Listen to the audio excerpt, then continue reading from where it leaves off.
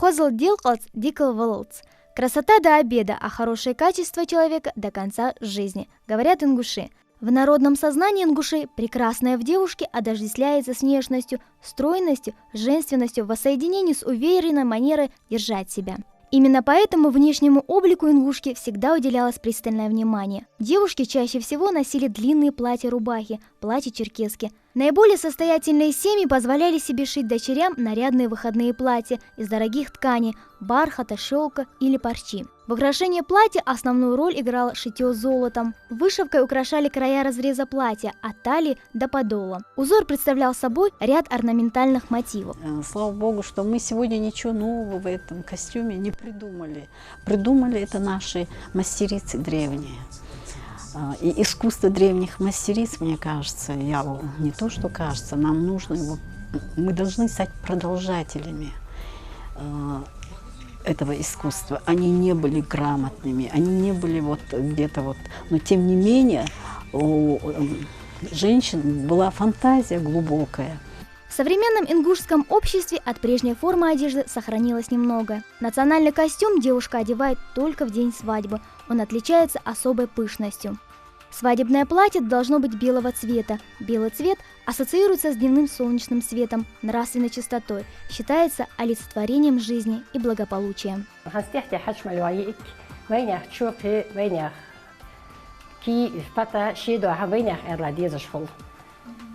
Обязательно воевание присутствовать по ахету. Весь ансамбль свадебного костюма имеет свое эстетическое наполнение. Он состоит из приталенного нижнего платья чуркоч и иркоч, верхнего распашонного платья, на которое по обеим сторонам пришивалось дато, серебряные нагрудники с камнями. Серебряные нагрудные застежки обычно нашивались непосредственно на борта платья, от ворота до талии, иногда в 16-20 рядов.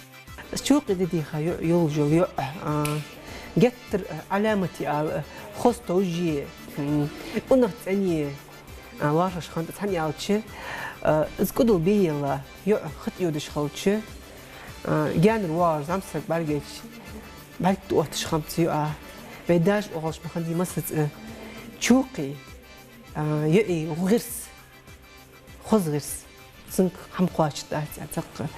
Свадебный национальный костюм сохраняет свою актуальность. Верхняя часть платья шьется по фигуре, со скошенными бортами, открытой грудью, без воротника, с застежкой до пояса.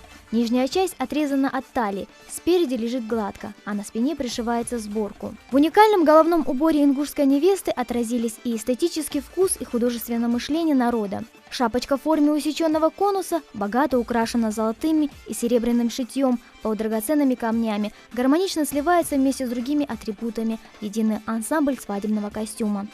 Поверх шапочки покрывается белый шифон. В настоящее время в свадебном костюме используется и фата из тюля мулине или воздушного тюля.